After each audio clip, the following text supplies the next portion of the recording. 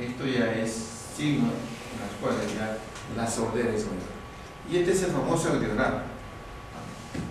Y esto es lo que se presenta a las aseguradoras cuando tenemos trabajadores con estas características, y la verdad que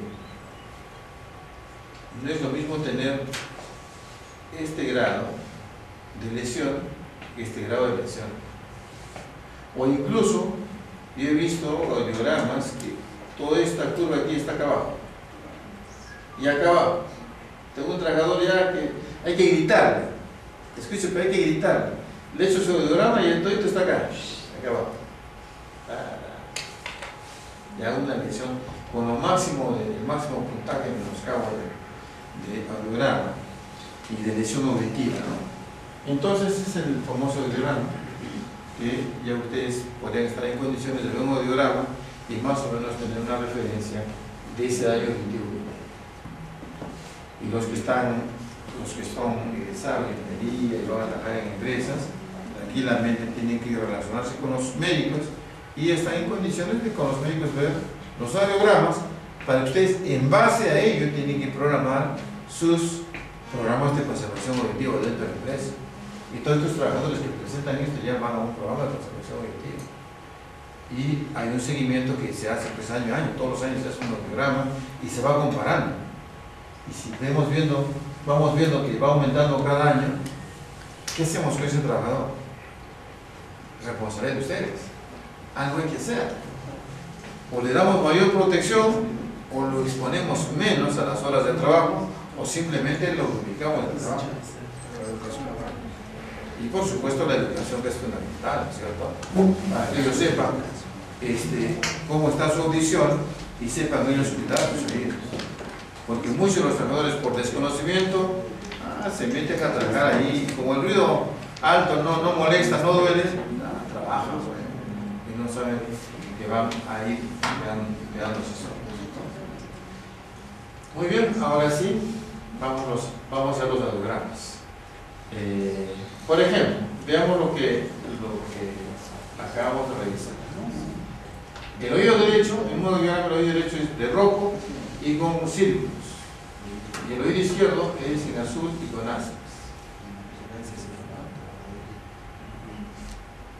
Por ejemplo, acá tenemos 250, 500 mil, 2000, 3000, 4000. Está normal. Acá en 2000, normal. Acá ya cayó. Está en 3000, en 4000 ya cayó. Entonces, ¿qué tipo de grado será? ¿Qué tipo de ir será? 1, 2 o 3. Acá vemos que ha caído hasta más de 70. Está conservando hasta los 3000, está conservando casi, acá ya está convertido. 2000, 3000. Acá ya está comprometido.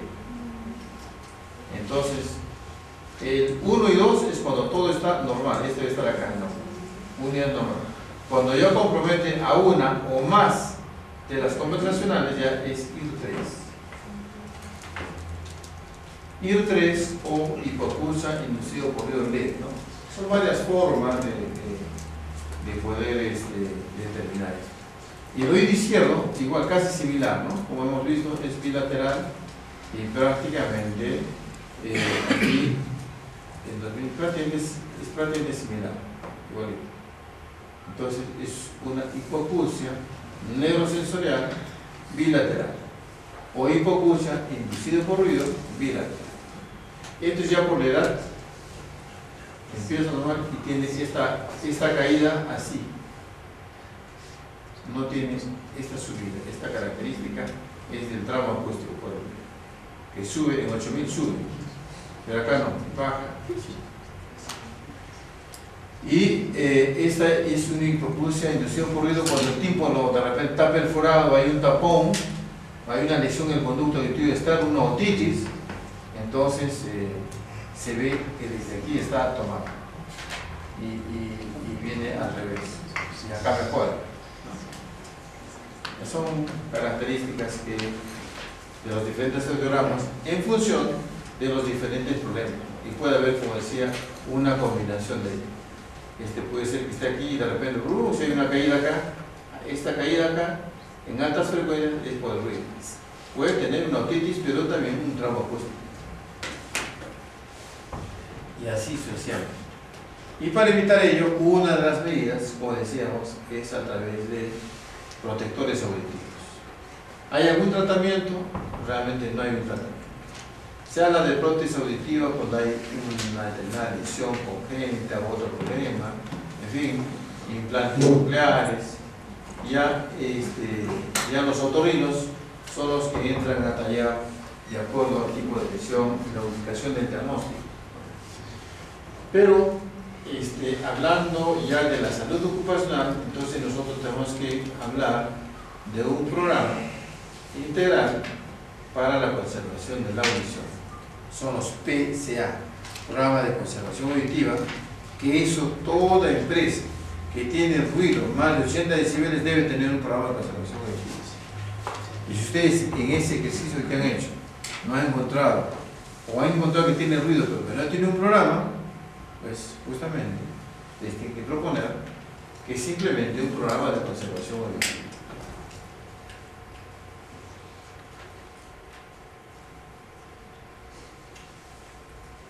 Donde ustedes van a tener esta función importante.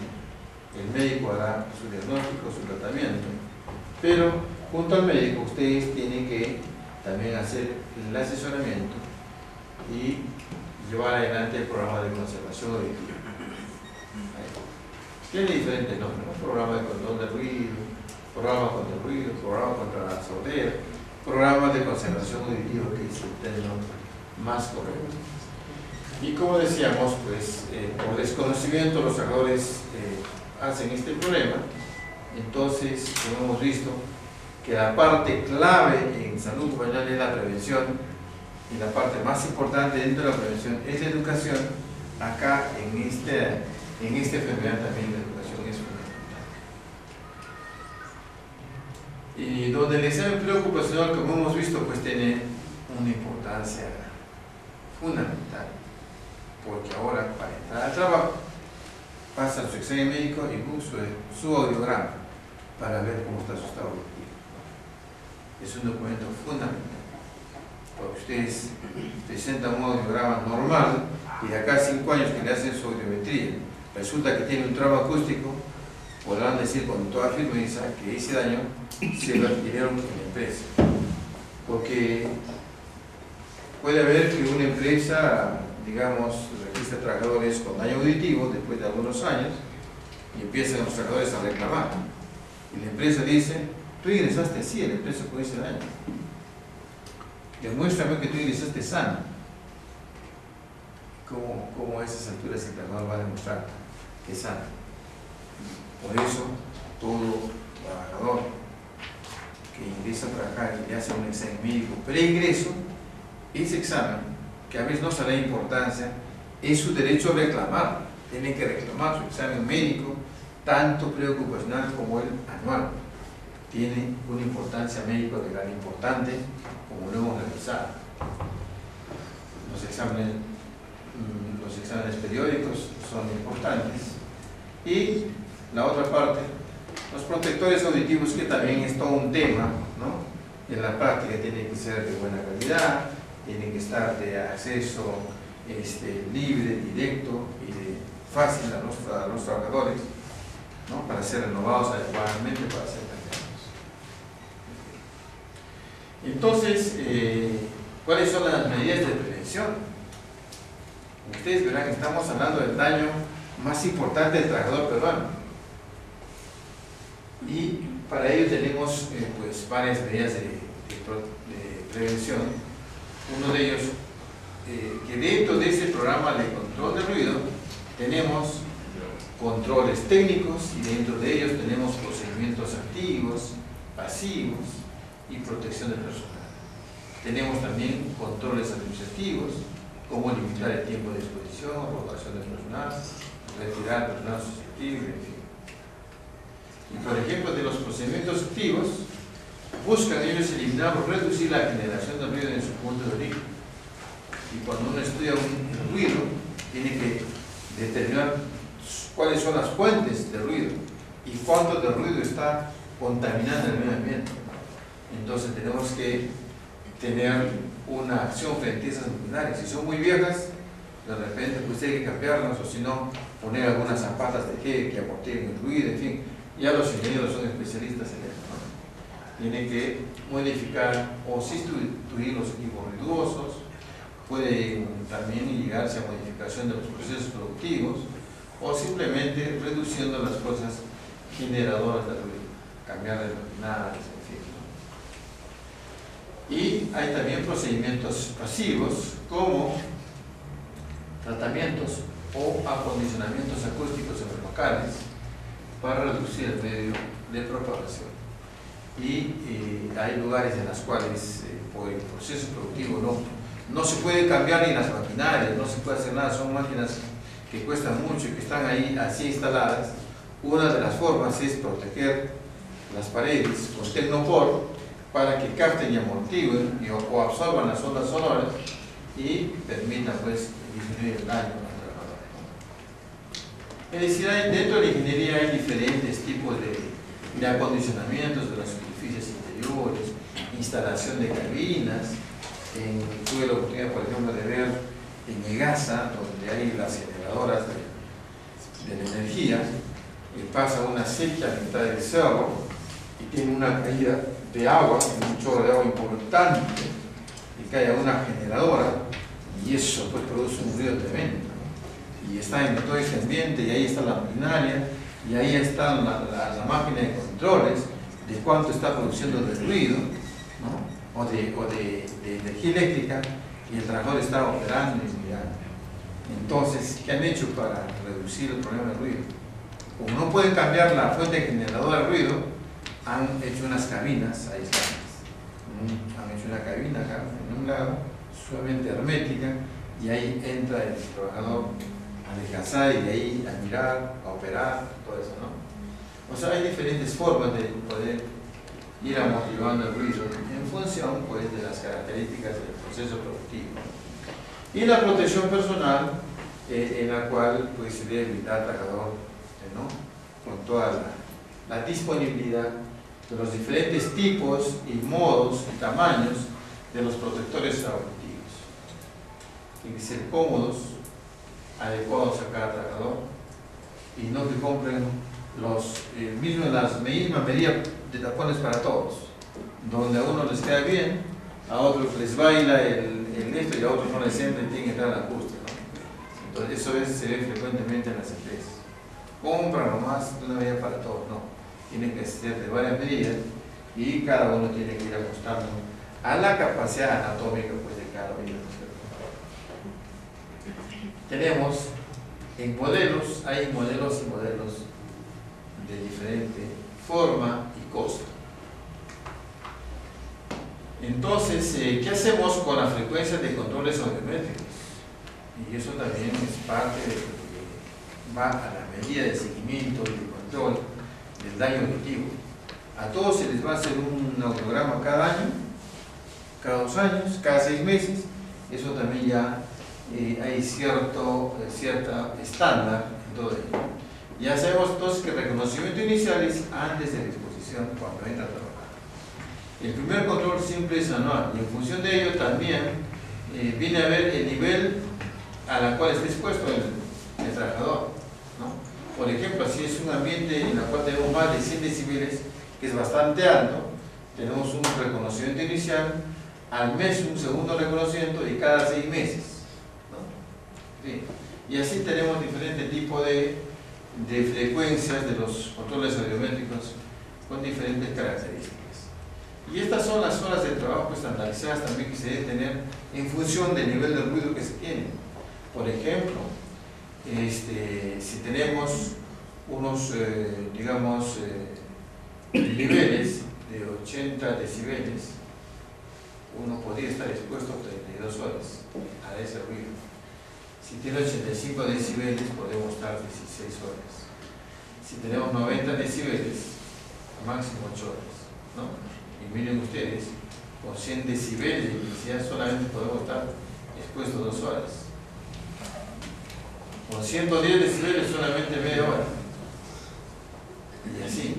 Pero tenemos nuestra legislación peruana, que esto, que si se decía de forma estandarizada que podemos sacar a 90 decibeles, aquí en el Perú tenemos, esto se ha revocado, para medida de protección, máximo es 85 decibeles para que sea expuesto a 8 horas de trabajo. Y esta es una ficha de evaluación audiométrica. Cuando se va a hacer una audiometría, pues tiene que ser llenada esta ficha, donde se da datos muy importantes. No es cuestión de ir a hacer el audiograma y punto, no.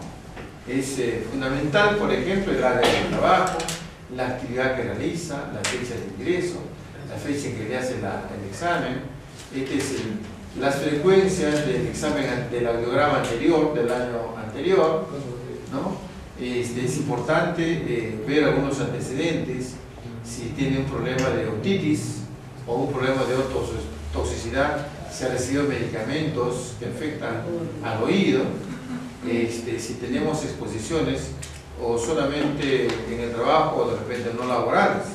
Puede ser que el trabajador haga una labor de carpintería o de hojalatería o trabaje en otras actividades con exposición al ruido, entonces hablamos de ruido no laboral. O de repente también un pasado laboral importante, donde ya viene el trabajador con mucha lesión auditiva.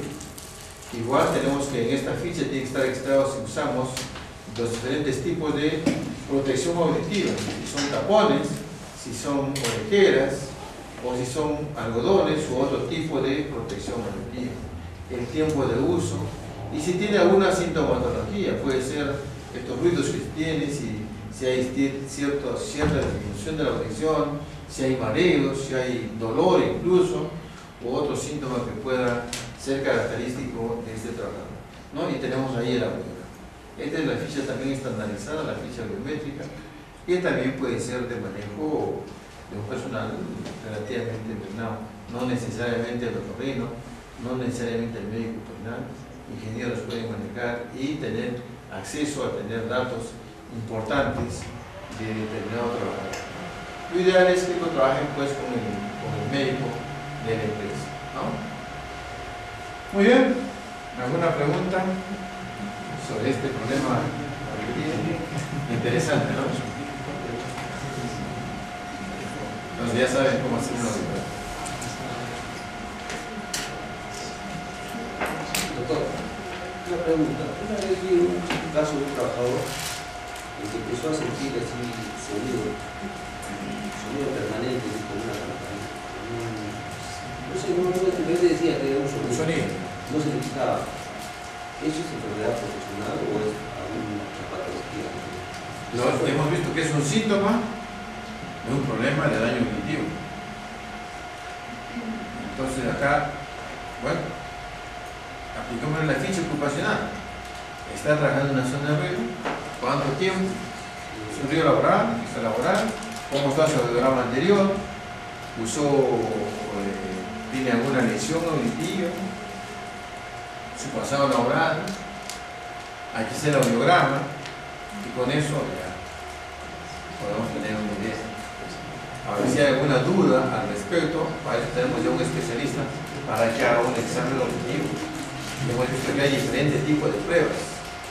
Ya los otorrinos pueden detectar diferentes tipos de lesiones a nivel del tímpano, puede haber perforaciones, puede haber supuraciones, a nivel de los huesecillos, pueden haber diferentes tipos de lesiones y pueden ocasionar alguna lesión, alguna manifestación. Para que vean la importancia de lo que significa tener un médico ocupacional en la empresa. El médico ocupacional no es el que le va a curar al trabajador, es el que tiene que manejar. Por ejemplo, esto lo tiene que manejar pues muy bien y ser conductor, al igual que el ingeniero y al igual que los trabajadores. El comité de seguridad tiene que conformar el equipo que lleva adelante el programa de conservación auditiva. Eso es lo ideal. El ingeniero supervisor, un integrante del comité, un representante de los trabajadores, el ingeniero y el médico. Muy bien, ¿cómo vamos con tiempo? Entonces tenemos unos 5 minutos para que puedan salir un poquito, estirar. Y vamos a terminar hablando un poquito del estrés en el trabajo. Hayamos visto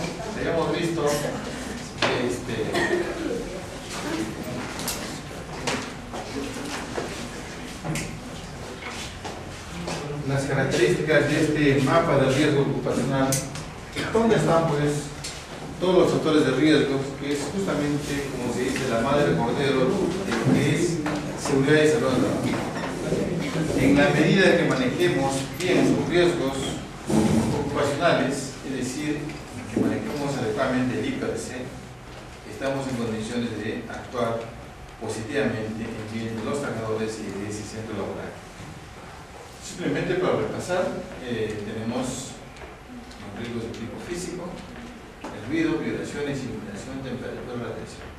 Los de tipo químico que hemos visto, refiriendo los polvos, humos, gases, vapores, tóxicos, ¿no es cierto?, como factores irritantes, corrosivos, asfixiantes. Los de tipo biológico, donde está prácticamente expuesto al personal de salud, expuesto a virus, hongos, bacterias, parásitos. Los riesgos de tipo ergonómico, ¿no?, el sedentarismo, las posturas de trabajo, movimientos repetitivos o de esfuerzos, fundamentalmente ello.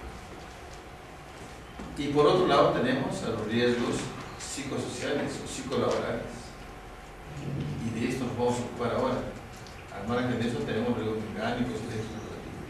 Entonces vamos a darle mayor importancia a lo que son los riesgos psicosociales, que van a tener su efecto en el famoso estrés laboral. No sé si alguien puede darnos una idea de lo que es el estrés, no el estrés laboral, sino el estrés. A ver, ¿qué es el estrés o quién ya tiene estrés? Se dice que todos estamos estresados, que es la nueva epidemia del siglo. ¿Por qué será? ¿Por qué pasa eso? A ver, ¿quién se anima? A ver, tú. Tu compañero. No, detrás de todo. Así, coméntanos lo que para ti sería el estrés, ¿no? Lo que sientes. Bueno, yo pienso que es la rutina. No, el de adelante.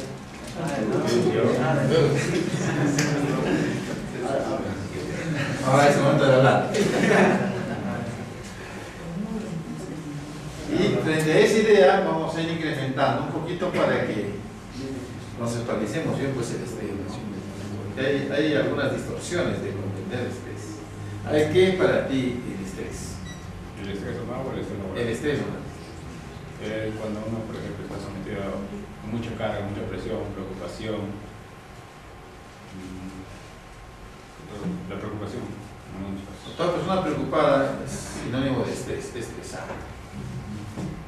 Solamente el preocupado no tiene que ser presión. ¿Cuándo la persona está con estrés?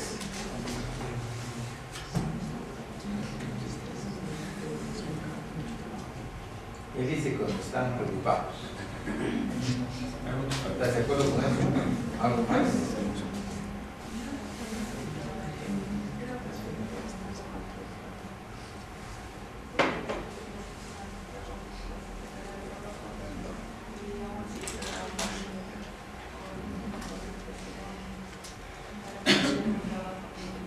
No solamente que esté preocupado, sino que esté con mucha carga laboral, ¿cierto?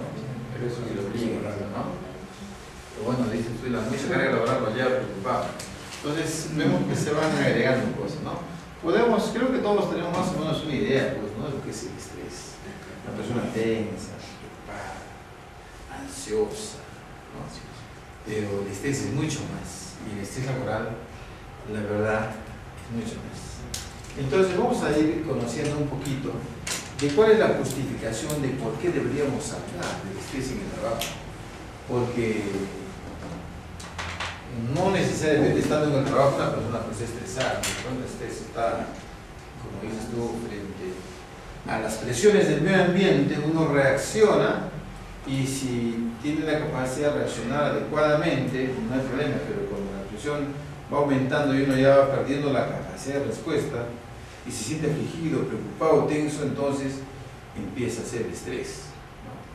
Pero el estrés en el trabajo, entonces, aquellas empresas que deciden llevar un programa de control de estrés es que han entendido que las personas son un recurso más valioso de la organización. Entonces, ustedes saben que en nuestro país, pues muy pocas empresas realmente llevan programas de estrés. En otros países es inherente los programas de estrés. Pero aquellas empresas que han comprendido que el ser humano, su trabajador, es muy importante, entonces proponen pues, llevar adelante estos programas de estrés. Se dice que una persona realmente está en un funcionamiento adecuado desde el punto de vista físico, psicológico, social, y cuando esté en esas condiciones, pues simplemente es una persona en equilibrio y por tanto es más productiva y feliz. Cuando tiene esa situación de bienestar físico, mental, social y cultural, es decir, cuando una persona está sana y por tanto con una actitud adecuada y se inserta pues en el desarrollo en la calidad integral de la empresa. Pero además de los riesgos que hemos visto, físico, químico y biológico, existen un conjunto de factores de riesgo de naturaleza psicosocial, es decir, asociados al trabajo mismo, que producen el estrés laboral. Y su efecto va a ser la baja productividad, va a haber aumento del ausentismo, de rotación, de accidentes y de insatisfacción con trastornos de su estado de salud general y también afección de su salud mental. Entonces, todos estos conceptos hacen que en verdad tenga importancia un programa de estrés laboral, cuyo objetivo, entonces, de este programa de estrés laboral es poder identificar categorías y dimensiones psicosociales presentes en el trabajo que se relacionan con las principales manifestaciones del estrés, la salud percibida y la satisfacción laboral, que permitan proponer programas para su prevención y control. En resumen, necesitamos identificar en la empresa estas categorías y dimensiones de carácter psicosocial que están dentro de la organización laboral. Y eso lo va haciendo entonces característico de un programa de estrés laboral, ¿no?, en la cual estas condiciones, estas dimensiones pertenecen a la dinámica laboral. Riesgos psicosociales. Este es un concepto importantísimo para comprender el estrés laboral. Este es fundamental. Y hemos visto riesgos físicos, químicos, biológicos y riesgos psicosociales. Este es claro. Son entonces condicionantes del trabajo, derivados de la organización del trabajo, para las que existen estudios científicos suficientes que demuestran que perjudican la salud de los trabajadores y trabajadores. Entonces, la clave es que estos factores de riesgo son condiciones derivadas de la misma organización del trabajo. Este es fundamental, este concepto. Y que, bueno, afectan la salud de los trabajadores cuando no tienen un buen motor y afectan la parte psicológica, es decir, los actos y funciones de la mente, y también desde el punto de vista social en el grupo humano donde trabajamos. Y la clave está aquí, entonces.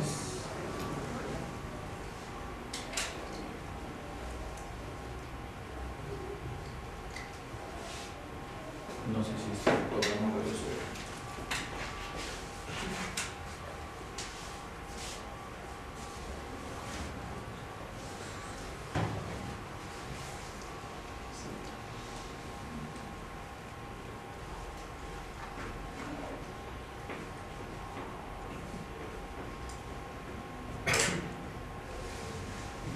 Ya. Y vamos a ver estas dimensiones que están están en la Organización del Trabajo, que ya viene siendo estudiada, ya viene desde ¿cuándo? En 1979, ya es un Garasek, un dinamarqués que empezó a estudiar las exigencias psicológicas. Ahorita vamos a ver qué consiste, la influencia y el desarrollo en el trabajo.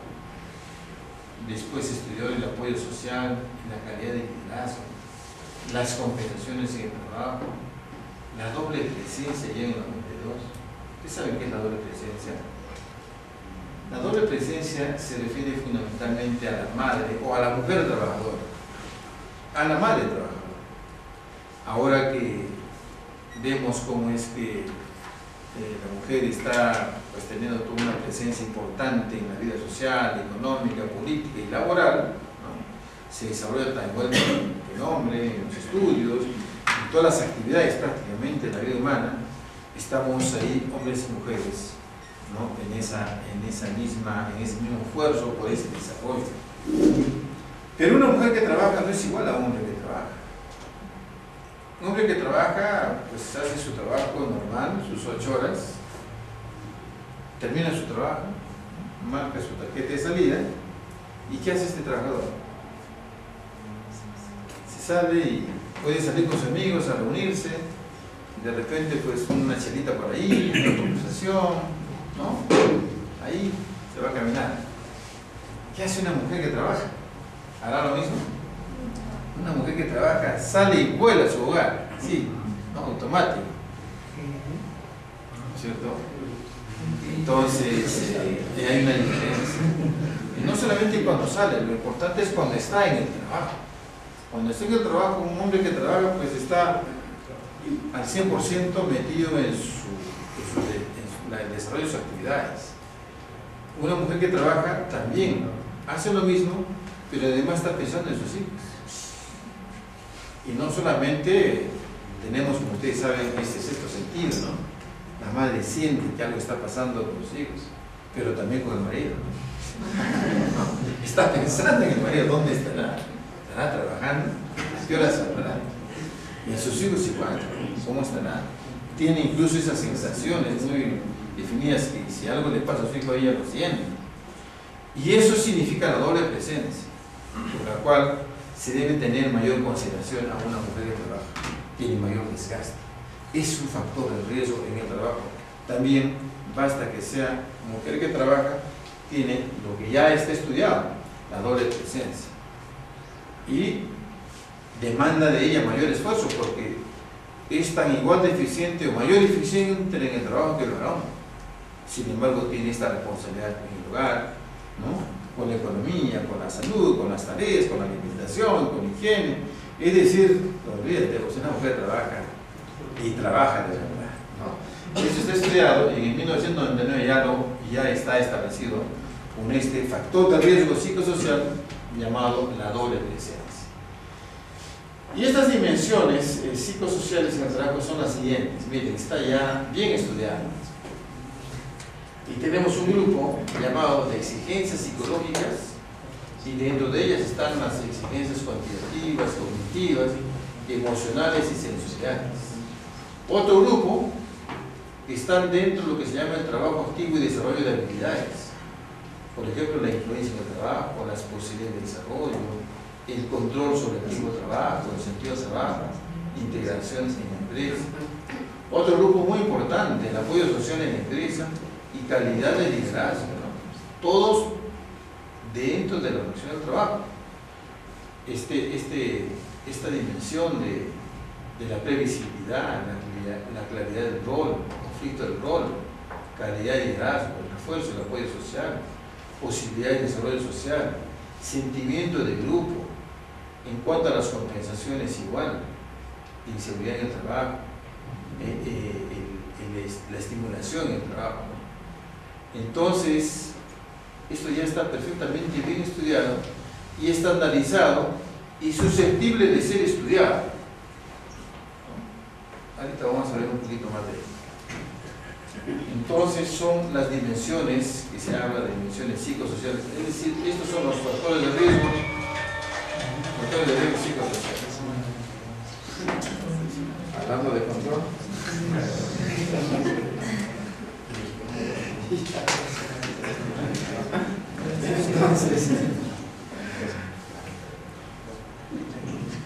Entonces vamos a verlas una por una. Ya fuera muy enfocado para que vean ustedes estas condiciones que están inherentes en el trabajo, que nos van a dar el estrés. Por ejemplo, las exigencias cuantitativas, ¿no? Referido a la relación entre la cantidad o volumen de trabajo y el tiempo disponible para realizar. Lógico.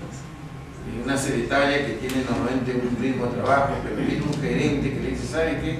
Necesito que me hagas este informe y me hagas estas cartas, pero no las quiero para mañana, quiero para ayer. Y rápido, ¿no? O sea, tenemos mucha carga laboral para el tiempo que nos dan. Esa, por supuesto, es una exigencia de tipo cuantitativo, mucha cantidad de trabajo. Pero no solamente esto, sino que también hay exigencia cognitiva, es decir, es ya ese trabajo en el cual hay que tomar decisiones, hay que pensar, ¿no? Hay muchos problemas en la empresa y tiene que tomar decisiones, tiene que manejar conocimientos, es decir, es un esfuerzo mental, ya no de cantidad de hacer cosas, sino un esfuerzo mental que demanda su conocimiento, su razonamiento. Y hay también las exigencias emocionales, fundamentalmente de aquellos trabajadores que están en contacto con otras personas, las que trabajan en ventanilla, por ejemplo. Este problema también lo tenemos los médicos que trabajamos en emergencia, las enfermeras, ¿no? Fundamentalmente donde tenemos pues cantidad de pacientes que están ahí haciendo colas para ser atendidos. El médico tiene un ritmo, una cantidad de pacientes por las cuales pagan, pero en emergencia pues vienen 1, 2, 10, 20 y 30 y uno tiene que seguir atendiendo. Y uno pues los atiende y le manda a la enfermera pues, para que pongan inyecciones, ¿no?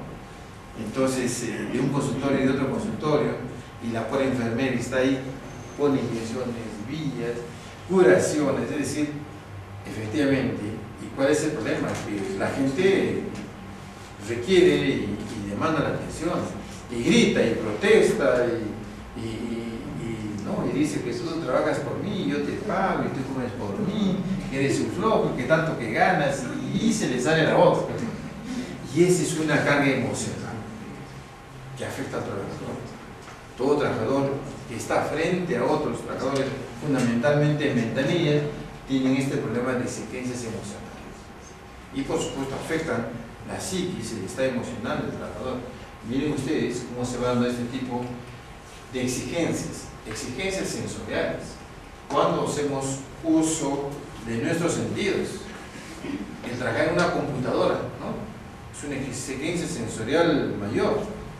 Sus 8 horas ahí, usando su visión, y al final se va a dañar y va a generar una serie de problemas, ¿no?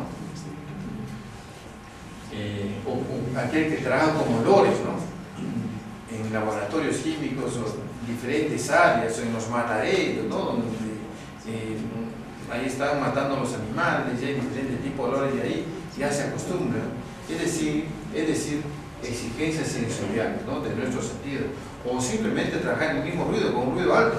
Y hemos visto cómo trabajar con un ruido alto no solamente nos va a producir una sordera, y esa sordera cómo va a afectar la salud del trabajador, hasta el punto de vista psicológico, lo cual es más irritable, es menos productivo, en fin, todas este tipo de exigencias. Entonces, miren, tenemos un grupo muy importante de exigencias que dependen del mismo trabajo, cuantitativas, cognitivas, emocionales y sensoriales. Veamos al otro grupo, influencia en el trabajo. Es tener margen de decisión, de autonomía respecto al contenido y condiciones de trabajo. Es decir, si nosotros podemos influenciar en mejorar nuestro trabajo, dar opiniones para trabajar mejor. Y cuando se da esto en forma negativa, cuando no tenemos esa decisión, cuando el gerente dice, mira, ¿sabes qué? Yo te pago por ese trabajo, tú no tienes derecho a nada, trabajo porque hagas ese trabajo y punto, sin voz ni voto. Pues esa presión donde uno se siente pues un tipo que tiene que rendir eso y punto, ¿no? eso también es un factor de riesgo ya estudiado que nos va a llevar al estrés. Posibilidades de desarrollo, importantísimo. Cuando normalmente un centro laboral, como sinónimo de trabajo decente, ya lo habíamos dicho, tiene derecho pues a que su centro laboral lo apoye para su desarrollo, para venir a las clases, para hacer alguna maestría, algún estudio, alguna investigación, es decir, algunas actividades que permitan su desarrollo personal, pero que la empresa lo apoye. Pero si uno va a pedir a su jefe inmediato que lo apoye para ir a una clase, para matricularse, para hacer un diplomado, una maestría, y encuentra esa barrera, de la empresa genera frustración y genera impotencia, y por supuesto eso tiene todo un efecto negativo en el factor. Es otro factor de riesgo. Control sobre el tiempo de trabajo, igual, ¿no? La capacidad de ejercer un determinado poder de decisión sobre los tiempos de trabajo y de descanso, sobre pausas, fiestas, de vacaciones, en fin. Aquel trabajador que programa pues salir en febrero de vacaciones y hace toda una programación con su familia para irse a la playa, para irse de viaje, para hacerse curar, en fin, ya llega a los últimos días de enero, se lista para las vacaciones y el jefe le dice, ¿sabe qué? Están suspendiendo tus vacaciones, no va a salir de vacaciones. Se le vino abajo toda su programación con su familia, y es su trabajo, y es el jefe inmediato, y es la necesidad de la empresa. ¿Cómo repercute en el trabajador? Tremendo problema. Miren todos los efectos que se produce en este pobre trabajador. El sentido de trabajo, referido a la visualización de la contribución de nuestras tareas concretas a la función del trabajo y relacionado a nuestros valores. El sentido de trabajo va referido a que si nosotros hacemos un trabajo que nos gusta y que si creemos que nuestro trabajo contribuye al proceso productivo, no, o uno cree que su tarea pues es de relleno y no le encuentra una identificación con su trabajo, ¿no? Eso genera también algún tipo de problema y de frustración, ¿no? Integración con la empresa, es la implicación que cada persona en la empresa y no en el contenido de su trabajo en sí. Es decir, es una integración. Lo normal es que un trabajador pues se le permita estar integrado en la empresa, no solamente con el sentido de trabajo, sino que se le considere, que se siente importante en la empresa. Y cuando no pasa eso, hay una dificultad y se constituye un factor de riesgo psicosocial. Entonces tenemos a todo ello se le llama el trabajo activo y desarrollo de habilidades, ¿no? Influencia en el trabajo, posible desarrollo, control sobre el tiempo de trabajo, sentido de trabajo e integración con el empresa. Vamos a ver otra parte importante respecto al liderazgo y la relación con nuestros compañeros de trabajo. Y hablamos de la previsibilidad, es decir, la previsibilidad se refiere a que las personas necesitamos disponer de información adecuada, suficiente y a tiempo para adaptarnos a los cambios. Es decir, que nuestro trabajo debe ser previsible. Yo voy a trabajar y ya sé lo que voy a hacer. Ya me preparo para hacer una función. Organizo mi trabajo. Pero si yo llego a trabajo con esa programación mental, ese esquema de organizar mi trabajo, pero llego ahí el jefe me dice, ¿sabe qué? Vas a hacer tal tarea. O vas a dejar eso y a mitad de trabajo te sacan y corres otro tipo de trabajo. Entonces, eso genera cierta descompensación, mortificación y alteración. Y eso tiene una repercusión mental, ¿no?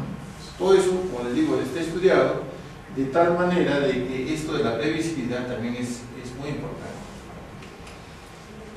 La claridad del rol, es decir, se refiere a la definición clara del puesto de trabajo. Cuando un puesto de trabajo tiene muy claro sus funciones, entonces tú sabes que va a ser este puesto de trabajo y en este puesto de trabajo pues se van a desarrollar A, B, C. Pero te contratan para un puesto de trabajo y realmente se hace otro tipo de cosas o te cambian a hacer los trabajos, realmente no hay una claridad del rol y eso genera también una descompensación. O lo que también asociado a esto es el conflicto del rol, ¿no? Que tú estás preparado para eres un ingeniero, te contratan para ser un supervisor, pero te mandan de obrero. ¿Por qué? Porque te falta, pues yo te contrataba y te pago y hasta tal labor, ¿no? O otra labor que no te corresponde, entonces te sientes frustrado. O sea, pero yo me he preparado para esto, estoy haciendo otra labor, ¿no? Y uno entra en conflicto interno, ¿no? Miren todas las cosas que se van dando. La calidad de liderazgo, igual esto ya tiene que ver con los jefes. El tipo de cultura, si es amable, si es amable, si es fraterno. Y hay diferentes tipos pues, de líderes, ¿no? El autoritario, el pesimista, es decir, el tipo de liderazgo, por supuesto, afecta nuestro desarrollo en nuestro puesto de trabajo. En el refuerzo, trata sobre la recepción de mensajes de retorno de compañeros y superiores sobre cómo se trabaja. Es decir, si uno desarrolla un trabajo, uno tiene que tener una respuesta de si su trabajo está bien hecho, bien realizado, ¿no? Si tiene ese reconocimiento, si es aprobado por lo que hace o no. Pero si no, simplemente si uno hace un trabajo y no recibe este retorno de que su trabajo está bien calificado y bien hecho, entonces uno pues no se siente satisfecho, ¿no? Todas estas cosas actúan a nivel psicológico y mental que tienen su repercusión. El apoyo social también es importante, relacionado ya a los compañeros de trabajo, ¿no?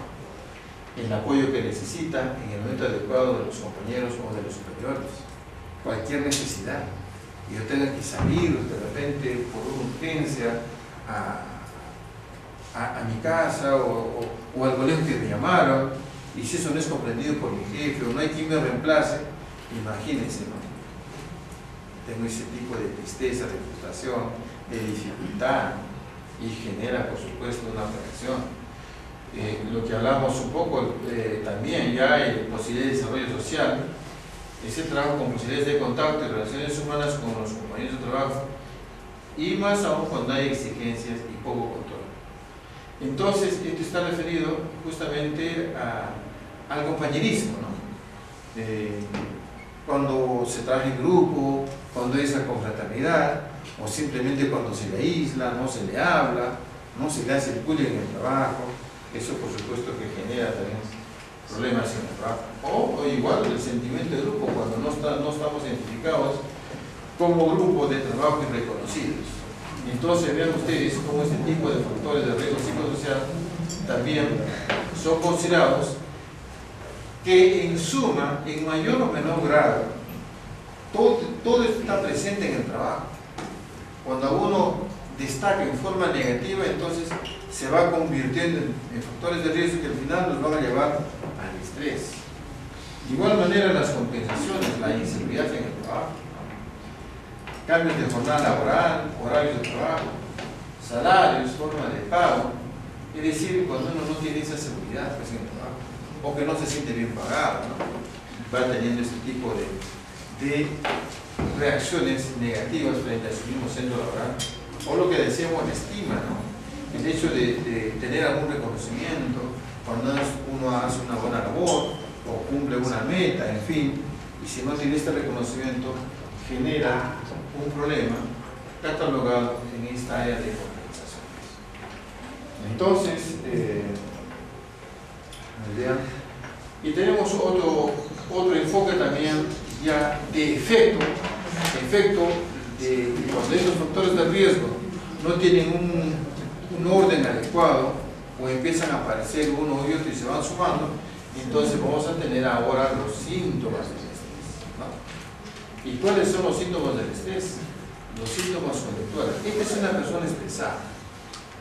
Cuando hay cambios en los síntomas conductuales, es decir, que el trabajador se ocupa de distintas formas de conducta, como no tener ganas de hablar, sentirse agobiado, infeliz, no puede dormir bien, y cambios conductuales como empieza a abusar del alcohol, o se vuelve más mujeriego, más tomador, va con las drogas, o come compulsivamente, ¿no?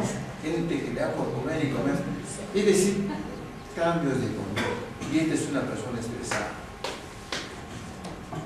El que toma mucho, el que bebe mucho, el que empieza a fumar, el que empieza con las drogas. Es decir, el estrés tiene una parte importante de cambios conductuales. Otro tipo de síntomas del estrés son los síntomas somáticos, es decir, ya son alteraciones fisiológicas que ocurren, ¿no? en el organismo como consecuencias ya de naturaleza física, diferente tipo de problemas. Hay gente que empieza a tener dolores de hombro, o dolores de cabeza, o dolores de cualquier parte del cuerpo, se le hacen los exámenes médicos, anales, todo está normal. Y uno ve un poquito más de dónde viene el trabajador y uno encuentra que el trabajador está tenso, preocupado. Y ahí está el dolor. Y le molesta, lo limita. Uno le da una inyección, incluso a veces, cuando uno descubre que hay este tipo de problemas, uno le pone incluso una inyección de agua, diciéndole que eso le va a resolver el problema y psicológicamente le quita el problema, ¿no? Entonces, son síntomas que se van produciendo ya en forma de sufrimiento del organismo. Y este es otro problema muy serio, los síntomas cognitivos. Es decir, el trabajador estresado tiene procesos de pensamiento que pueden ser graves al tener dificultades para acordarse. Si ustedes ya empiezan a tener este problema y no se van acordando ciertas cosas, es que son síntomas de estrés. Préndete la luz de esta, ¿ya? O simplemente dificultad para concentrarse o para tomar decisiones, o se toman decisiones equivocadas. También son síntomas. Y esto es bien frecuente. Estos síntomas cognitivos son muy frecuentes en la persona que sufre de estrés, ¿no? Entonces, tenemos que lo más característico del estrés, cuando tenemos entonces síntomas conductuales, somáticos y cognitivos. El nivel de salud, igual, en cuanto a la vitalidad, cuando tenemos un sentimiento de energía y de la alegría de vivir, y cuando no tenemos estos sentimientos, es que nuestra vitalidad, ¿no?, se va disminuyendo, se va disminuyendo, nos sentimos agotados, cansados, afecta también nuestra salud mental, ¿no? No nos sentimos contentos, felices, desanimados, es decir, ya viene afectando nuestra salud mental, como consecuencia de los factores de riesgo psicosocial, ¿no? Y la salud general también igual, el hecho de sentirse en buen estado general, como yo les decía, a ver, levanten la mano que se sienten bien. Ni uno, o sea, no se sienten bien. Quiere decir que hay un estado ahí, un estrés ahí que está muy medio soterrado. Pero cuando uno se siente bien de salud, pues se siente con energía, con entusiasmo. Pero cuando uno está ya estresado o con esos factores de riesgo psicosocial, tenemos una sensación que no estamos bien de salud, ¿no? Algo nos está pasando. Y por supuesto, la satisfacción en el trabajo también es un efecto final cuando estamos estresados, cuando tenemos efecto de los riesgos psicosociales, en la cual nuestras expectativas en el trabajo no es muy buena, cuando sabemos que nuestra salud no es muy buena, cuando el trato no es muy bueno, entonces tenemos prácticamente insatisfacción en el trabajo.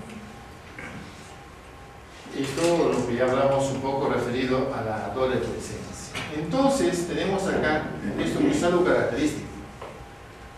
Entonces los factores de riesgo psicosocial ya sabemos que están aquí en la organización del trabajo. Aquí está el origen del problema del estrés, donde están todos los factores de riesgo psicosocial. O sea que un trabajador estresado no es estresado porque él quiere estar estresado, sino que es un efecto de todos estos factores de riesgo psicosocial que hemos visto, de la suma de uno y otro, a los cuales nos exponemos, y este es el otro punto, el grado de exposición de los factores de riesgo psicosocial, y por tanto vamos a tener un efecto. ¿Cuál es el efecto? El estrés, y si este estrés permanece en el tiempo, vamos a tener enfermedades y trastornos de la salud, del bienestar, de la calidad de vida. Ya entonces vamos a puntualizar un poquito para terminar que el efecto más importante entonces es el estrés. ¿Y cómo lo definimos el estrés? Conjunto, ahora es más fácil comprender por lo que hemos conversado, que el estrés en el trabajo entonces es un conjunto de reacciones emocionales, cognitivas, fisiológicas y de comportamiento a ciertos aspectos adversos o nocivos del contenido, la organización o el entorno del trabajo. Ahí está el origen. Es un estado que se caracteriza por altos niveles de excitación, de angustia, con la frecuente sensación de no poder hacer nada frente a esa situación. Una definición ya desde el año 2000 de la Comisión Europea que se mantiene y efectivamente eso es lo que definimos como estrés en el trabajo. Entonces, hemos visto entonces las reacciones de tipo emocional, sentimientos de ansiedad, con depresión, apatía, los efectos de tipo cognitivo, tener cognitivo dificultad para acordarse las cosas, para pensar en forma clara, para tomar decisiones, no puede concentrarse, en fin. De tipos de comportamiento, no solamente se siente agobiado, infeliz, sino que empieza a no poder dormir, o comer compulsivamente, o se dedica a la droga, o al alcohol, en fin, diferentes cambios de comportamiento que hacen características del estrés, ¿no? Y la parte también de efecto ya fisiológico. Un estresado puede tener problemas de estómago, como la gastritis, dolor de pecho, dolor de pecho que al final nos puede llevar al infarto, dolores de cabeza, dolores cervicales, dolores de hombros, sensación de falta de aire, angustias. Es decir, entonces el estrés es justamente estos efectos de tipo emocional, cognitivo, de comportamiento y fisiológico. Este es el estrés emocional. Es una suma de cosas, ¿no? Entonces, cuando tenemos estos factores de riesgo psicosocial que no cambian y que vamos a tener trabajadores estresados, y si estos permanecen a través del tiempo, y tenemos trabajadores estresados que van a ir a una segunda etapa de un efecto indeseable y en la cual vamos a tener otro tipo de efectos, por ejemplo cardiovasculares, y ahí tenemos el infarto. El estrés e infarto pues es una relación que ahora se vive prácticamente, no hay día que no tengamos infarto en el centro de trabajo donde yo laboro, en el hospital de Nahuatl, y varios casos con dolor de pecho, en la mañana, en la tarde, en la noche, eso con más frecuencia. Es decir, hay una relación directa del estrés y el problema cardiovascular.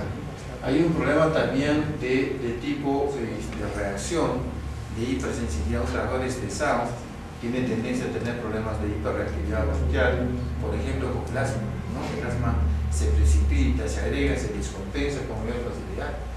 Y esto es muy importante, la relación de un trabajador estresado que permanece a través del tiempo, no solamente aumenta su artritis, sino fundamentalmente el cáncer. O sea, el estrés y cáncer es una relación que cada vez va siendo más demostrada y agresiva. ¿Por qué? Porque el estrés disminuye el sistema inmunitario. El sistema inmunitario es un sistema de defensa que tenemos. Y si esto se deprime, pues las células cancerosas empiezan a multiplicarse, o simplemente nuestras células cambian de comportamiento porque no tenemos un sistema inmunitario que vigile, que controle, que amortigue, que resuelva. Entonces el cáncer aumenta. Por eso es que tenemos tanto cáncer, no solamente por productos químicos que hemos visto, sino fundamentalmente por problemas del estrés. O sea, vean que el estrés no es cualquier cosa. Y ya hemos visto a nivel gastrointestinal. Este es el pan del día de los gastroenterólogos. El estrés que los lleva a la gastritis y la úlcera, pues es frecuente. ¿Quién no tiene estrés? ¿Quién no tiene úlceras o gastritis, ¿no? Colon irritable, colitis ulcerosa, en fin, todo el sistema gastrointestinal está comprometido. A nivel dermatológico, ahora tenemos mucha presentación de casos con alteraciones en la piel, fundamentalmente la psoriasis. Ya les había comentado en este caso, por ejemplo, cómo es que por esta enfermedad es detectado a Miguel Guzmán. A Miguel Guzmán ya puede imaginarse el tremendo estrés que tenía el hombre, ¿no? Ser conductor de toda una agresividad mayor, de querer tomar el poder por las armas, de asesinar, conducir grupos, es decir, el hombre súper estresado, tenía un estrés galopante, agresivo. Y gracias a la vigilancia que empiezan a hacer cuando ellos sospechan, cuando van en esa vigilancia, empiezan a ver los desechos. Se sabía que él tenía psoriasis. Y empiezan a ver en los desechos y empiezan a ver justamente los tubos de los medicamentos que se usan para el estrés. y prácticamente por la psoriasis confirman que era microbius, ¿no? Es decir, que el estrés y este problema dermatológico realmente es importante. Pero vean ustedes todo el problema que nos da el estrés. Una cosa es sentirse estresado y otra cosa es que ciertos factores de riesgo en un centro laboral permanecen a través del tiempo, vienen todos los efectos que en mayor o menor grado ya de repente algunos podemos estar sintiendo, ¿no? Y por supuesto efectos musculoesqueléticos, los dolores de espalda son la frecuencia mayor, dolores de pecho, dolores de articulaciones, en fin, la cervical que es muy frecuente, los dolores de nuca, los dolores de cerebro, es decir, en cada turno por lo menos vemos a 3 o 4 trabajadores o trabajadoras con dolores de cuello, trabajadores estresados. Muy bien, yo creo que vamos un poquito terminando este estudio del estrés. Decirles finalmente que para evaluar el estrés, entonces, de los factores de riesgo psicosocial, tenemos que identificar y medir la exposición a factores de riesgo psicosociales. Porque ¿qué hacemos en un centro laboral? Tenemos que evaluar, definitivamente. Y por tanto, al evaluar tenemos que priorizar por dónde, qué factores de riesgo psicosocial vamos a atacar, ¿no? Y por tanto tenemos que intervenir modificando los factores de riesgo psicosocial que están al interior del trabajo, que dependen de la organización. Eso, en teoría, es lo que se recomienda. Ahora, ¿qué necesitamos? Acá es fundamental la participación de los trabajadores. O sea, esto no lo lleva un psicólogo, no lo lleva una persona, lo lleva un equipo, pero comprendiendo bien estos factores de riesgo psicosocial, y para ello, entonces, lo que necesitamos hacer es emplear prácticamente este instrumento, que si ustedes lo usan en la página web, va a encontrar bastante información sobre el COSOP IFAS 21, que es el instrumento, es una encuesta que incluye la exploración de cada uno de los factores de riesgo psicosocial que hemos visto. 1 o 2 preguntas para explorar cada factor de riesgo psicosocial. Entonces, y además, este instrumento es ya estandarizado a nivel mundial para grandes empresas y medianas empresas. Viene con un software en la cual los resultados de esa encuesta lo introducen en el software y prácticamente le dan los resultados. Y no solamente le dan los resultados en cuanto a qué factores de riesgo psicosocial hay en este centro laboral, sino que le dan también las medidas o las vías posibles de solucionarlo, ¿no? Es muy interesante. O sea que ya podemos intervenir el estrés, pero en equipo, donde veamos aquí entonces frente a que en este centro laboral sentimos que hay un problema de estrés, se toma la decisión mediante el Comité de Seguridad y Salud al Trabajo. Ahora ya lo conocemos, se constituye un grupo de trabajo y ellos van a tener que realizar algunas funciones como equipo de trabajo, donde van a definir, hacemos en toda la empresa o de repente esta área es más estresada que la otra, empecemos por esta área, ¿no? Entonces se funciona el equipo, define si es a todo el centro laboral o algunas unidades de análisis. Y este instrumento, que son como 40, 50 preguntas, entonces se entrega en forma anónima a los trabajadores para que se vayan a su casa y ellos puedan, con mucha tranquilidad y responsabilidad, es justamente la participación responsable de los trabajadores, para que ellos conscientemente respondan a las preguntas, porque de ellos va a depender el diagnóstico del estrés. O sea, el diagnóstico del estrés lo hacen los mismos trabajadores, no lo hace el psicólogo, no lo hace el ingeniero, no lo hace el gerente, lo hacen los mismos trabajadores a través de este instrumento. Hay varios instrumentos, pero este es el más usado actualmente, es el que mejores beneficios viene dando, ¿no? Entonces, como decimos, se hace con la participación de los trabajadores, donde se les comunica la decisión, se le hace la distribución, la recogida de los cuestionarios, garantizando que sea netamente anónimo, donde al momento de que se entrega en una ánfora, sin firma, sin sello, y nadie sabe de quién es, ¿no? Para que eso tenga validación. Se hace un análisis de resultados, una redacción del informe en la cual se hace un análisis pues, en función del equipo que ha hecho toda esta ejecución de este estudio. Se discuten los resultados, se hace una priorización y se proponen pues, las medidas preventivas.